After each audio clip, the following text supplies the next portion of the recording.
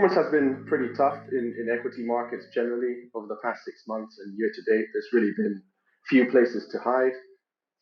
In Asia, Indonesia has been one of the few positive markets supported by a rosy-ish outlook for commodities. On that basis, we took a bit of profit from our Indonesian holdings, energy distribution business called AKR, and also a hospitals group called Hermina. Beyond that, we took some profits also from Thailand, where one of our stocks there, Mega Life Sciences, has done pretty well in the healthcare space. And on the flip side, we have been incrementally adding to markets that have been very beaten up, primarily China, where back in April we introduced two new names, and now in August we also introduced two new names. That's small positions of around 1%. One of which is a more domestic-oriented business called Chacha, and the other is a more export-oriented business called Kerry Logistics, listed in Hong Kong. Beyond that, we did build our position in India's equivalent of Google Maps, which is a very small company, but one that's growing very fast, that we participated in the IPO earlier in this year, and was about 30 bits in the portfolio, so we've been building that up to around 1%. We have also exited a Taiwanese IT services company called eCloud Valley, which is a great little business, was growing very fast, but one where disclosure and transparency was still a little bit weak.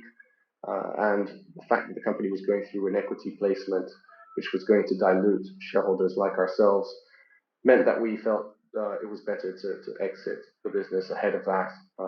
Growth seemed to be slowing a little bit as well, and we felt that we could park that cash in higher conviction positions. Within the more beaten up markets, we did switch from a software company in Korea called Duzon Bizon into a tech hardware business that plays into the semiconductor space, in particular called Lino, which we talked about in the past update. But beyond that, we have been sitting tight with our companies, which have been doing very well. The core portfolio hasn't changed, and the top 10 holdings still represent about a third of the portfolio, and again haven't really changed much for the course of the entire year. And then we feel very encouraged with the performance of the bulk of the companies in the portfolio, despite the tough macro environment.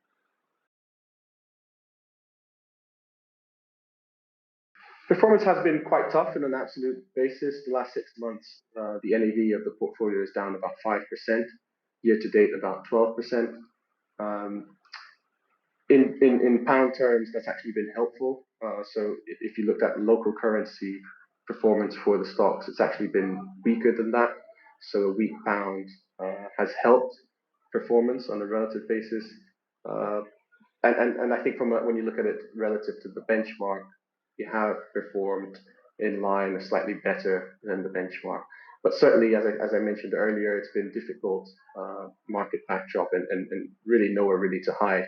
I think the good news is that when you look at the fundamentals of the companies, these businesses have actually delivered good earnings growth over the past year and actually paid healthy dividends, including some very generous special dividends.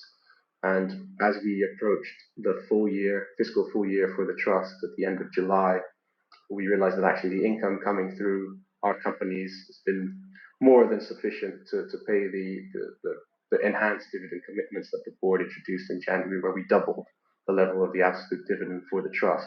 So whilst the board haven't decided on a dividend coming up, it's quite likely that we're in a position that we can pay more than what we indicated earlier in the year. So pretty encouraging from that standpoint. And again, I think the companies have been doing a good job and the valuations looking pretty attractive despite the performance so far. Perhaps it's worth talking about the two initiations that we introduced in China in August. One of them is a more domestic-oriented company. It's a snack business. They do packaged seeds and nuts. And what we like about it is that they're vertically integrated, which means that they have good control over product quality and also on cost. So they are a cost leader and have a very good and safe product that they can sell across China They've got a very strong distribution network on the offline side, and they've been complementing that by investing in online distribution. They've got a strong brand, and it's a business that benefits from consumption in China, and quite insulated from more geopolitical or export weakness that you see at the moment globally. The other introduction in China is actually a Hong Kong listed company called Kerry Logistics. It's a very well respected business in Hong Kong, very good governance credentials, and has executed very well over the years. The company is in a more cyclical end of the market, doing logistics and freight forwarding. What we like about the company is recently it's been taken over by the SF Group in China, which is one of the key or leading logistics players in China, and we think that that will help bring scale to Kerry Logistics in freight forwarding and continue to deepen their dominant position in the US-China trade route.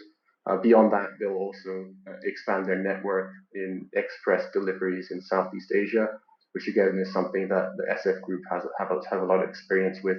It's a bit more of a value play. The company is trading on a single-digit forward price to earnings multiple, and has a dividend yield of about 5%. And as I said, given the track record that they have in terms of delivering profitable growth, we feel quite confident that that business over the long term will do quite well.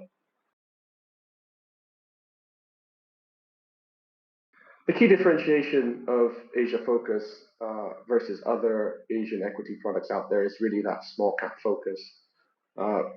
Unlike other equity mutual funds or trusts that have big exposures to the likes of TSMC, Samsung, Tencent, Alibaba, the big giants in Asia, something like Asia Focus does give you access to typically overlooked companies that are essential to Asian growth and to global supply chains.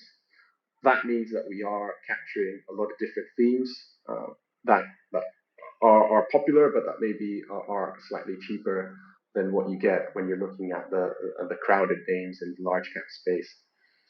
Broadly speaking, we have a very diversified portfolio. We have about 60 companies at about 2% each.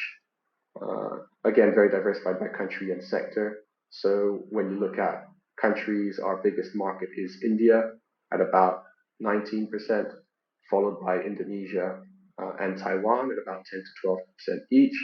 And from a sector perspective, tech is our largest exposure at about 20%, followed by industrials at 16% and healthcare at 12%. So when you think about the different drivers of those economies and those sectors, there's quite a varied range of businesses and thematics that we are playing in the portfolio.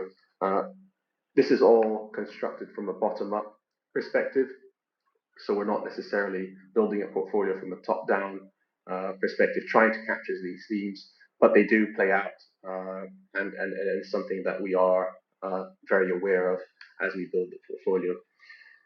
Ultimately, we think that Asia is in a good place long term from a structural perspective. Economies have been better managed economically. We feel inflation is under control, and whilst China is having some particular issues at the moment around the property sector and zero COVID policy, there's plenty to be positive about elsewhere in the region. India is proving to be a real success story with resilient macro drivers and good investment and good growth coming out of the companies there. Southeast Asia is recovering with tourism coming back in Thailand, and Indonesia benefiting from rising commodity prices as well. So we feel quite positive at both the company level and also from a long-term perspective on the region itself, and valuations at the moment are looking pretty attractive. So, if you can afford to look through the really negative headlines at the moment, we feel quite positive about the portfolio at this point.